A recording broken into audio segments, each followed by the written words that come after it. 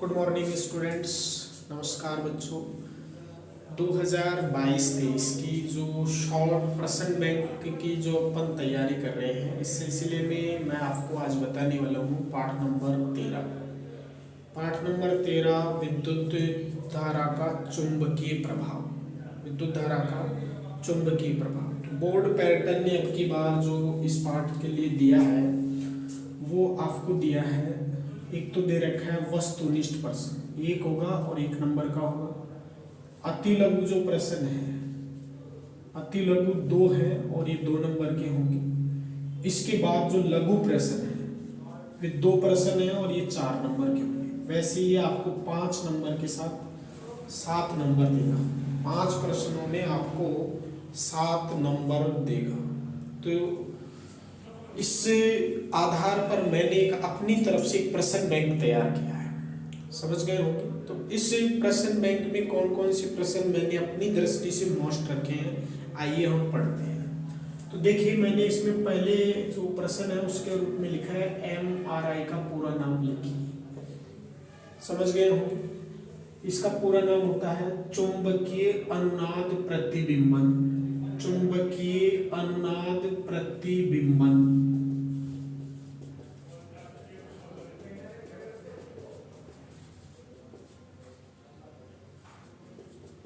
ये आपका पहला प्रश्न हो गया। दूसरा जो प्रश्न मैंने दिया है वो है मानव शरीर के कौन से अंग हैं जो चुंबकत्व उत्पन्न करते हैं। तो इसका आंसर होगा मस्तिष्क और हृदय। मस्तिष्क और हृदय हमारे शरीर के 2 ऐसे अंग हैं जो चुंबकत्व उत्पन्न करते हैं। इसके बाद तीसरा प्रश्न देखिए, विद्युत धारा की उपस्थिति किस उपकरण से मापते हैं। तो इसका आंसर होगा गैल्वेनोमीटर।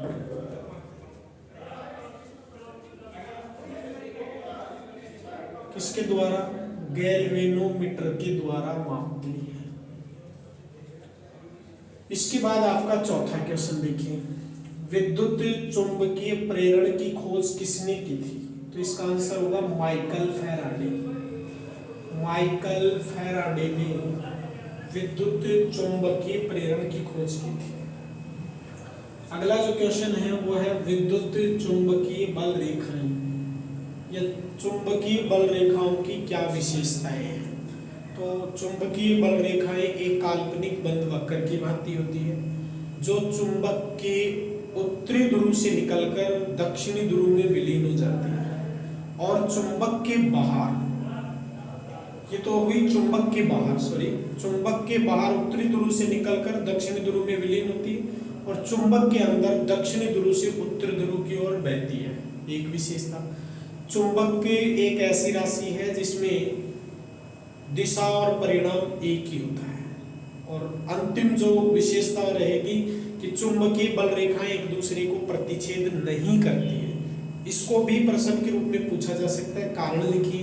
तो इसका कारण होगा कि चुंबकीय बल रेखाएं अगर एक दूसरे को प्रतिच्छेद करती है तो दिक्सूची 2 दिशाओं की ओर संकेत करेगी जो संभव नहीं है। इसके बाद आगे देखिए, विद्युत चुंबकीय प्रेरण किसे कहते हैं। ये अच्छा क्वेश्चन है, विद्युत चुंबकीय प्रेरण। तो इसको आप प्रैक्टिकल भी बता सकते हैं और सीधा भी लिख सकते हैं। तो देखिए, प्राथमिक कुंडली में जब विद्युत धारा प्रवाहित करते हैं तो द्वितीयक कुंडली में एक विक्षेप उत्पन्न होता है। एक विक्षेप उत्पन्न होता है जो किसके कारण होता है? विभवांतर के कारण। तो द्वितीयक कुंडली में उत्पन्न विभवांतर के कारण वहां का चुंबकीय क्षेत्र बदलता है और इस चुंबकीय क्षेत्र में किसी धारावाही छड़ की गति कराने से जो धारा उत्पन्न होती है हम उसे विद्युत चुंबकीय प्रेरण कहते हैं। समझ में आ गया। इसके बाद अगला जो क्वेश्चन है वो है आपका दिक् परिवर्तक किसे कहते हैं।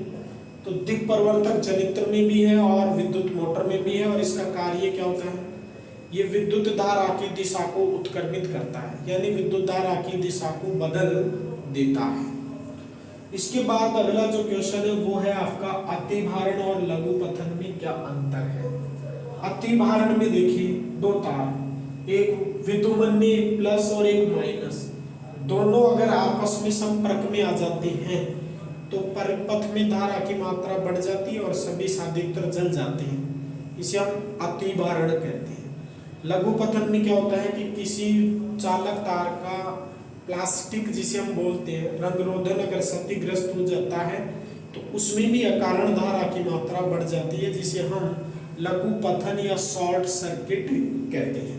तो ये हो गया आपका अगला क्वेश्चन। इसके बाद जो क्वेश्चन है वो है फ्लेमिंग दक्षिणास्थ का नियम लिखिए। तो फ्लेमिंग दक्षिणास्थ दोनों नियम आराम से समझ लो। फ्लेमिंग दक्षिणास्थ और वामहस्त, देखो ये वाम है और ये दक्षिण है, समझ गए।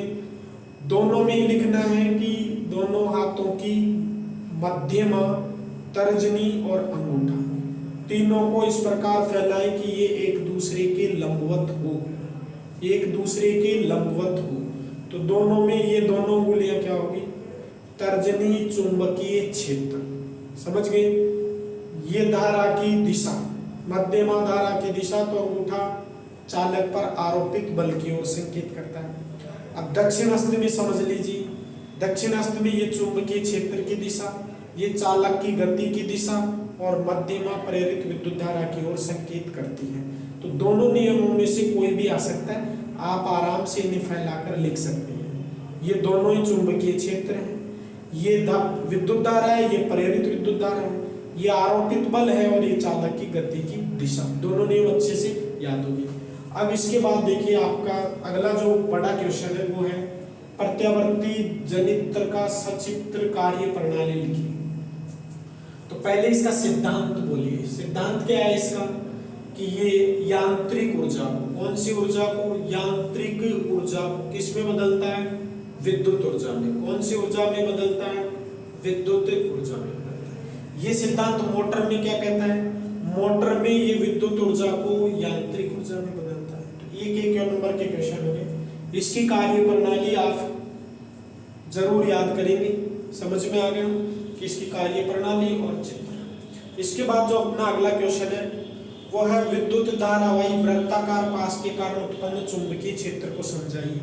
तो देखिए ये वृत्ताकार पास हो गया आपका, ठीक है। अब जब वृत्ताकार पास बनाते हैं तो क्या होगा, अगर वृत्ताकार पास में फेरों की संख्या 1 है, कुंडली में फेरों की संख्या 1 है, तो धारा, विभवांतर और चुंबकीय क्षेत्र n गुना बढ़ेगा। और अगर कुंडली में फेरों की संख्या 1 से अधिक है तो ये एक छड़ की भांति व्यवहार करेगी और इसका चुंबकीय क्षेत्र, प्रेरित विद्युत धारा और विभवांतर समान होगा। समझ में आया। किसी धारावाही वृत्ताकार पास के कारण उत्पन्न चुंबकीय क्षेत्र, अगर कुंडली में फेरों की संख्या 1 है तो n गुना बढ़ेगा और कुंडली में फेरों की संख्या 1 से अधिक है तो समान रहेगा। इसका आंसर ये होगा। इसके बाद अगला जो क्वेश्चन है वो है विद्युत चुंबक किसे कहते हैं, दो उपयोग लिखिए। किसी धारावाही कुंडली, पहले आप प्रणालिका की परिभाषा सुनिए। प्रणालिका क्या है, किसी तांबे के तार की बेलनाकार कुंडली को प्रणालिका कहते हैं। प्रणालिका का चुंबकीय क्षेत्र समान रहता है। किसी धारावाही प्रणालिका में नरम लोहे की छड़ रखकर विद्युत धारा प्रवाहित करते हैं तो छड़ चुंबक के जैसे व्यवहार करती है, जिसे हम विद्युत चुंबक कहते हैं। क्या कहते हैं, विद्युत चुंबक। अब इसके दो उपयोग बताने हैं, तो दो उपयोग आप बताएंगे। तो विद्युत क्रेन में, और दूसरा अगर आप किसी कारण से कोई सिक्का, लोहे की वस्तु निगल लेते हैं तो उसको बाहर निकालने के रूप में विद्युत चुंबक का उपयोग किया जाता है।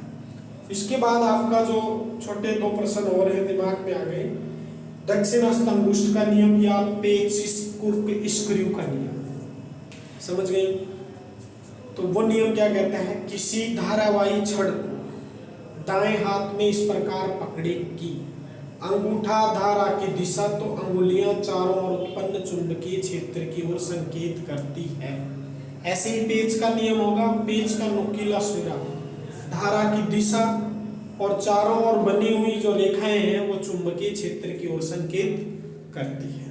इसके बाद इधर इसके बाद है एसी और डीसी में अंतर, प्रत्यावर्ती धारा और डायरेक्ट करंट जिसे हम बोलते हैं, तो इन दोनों में एक अंतर। एसी का मतलब निश्चित काल समय अंतराल के बाद परिवर्तित होने वाली धारा को प्रत्यावर्ती धारा कहते हैं।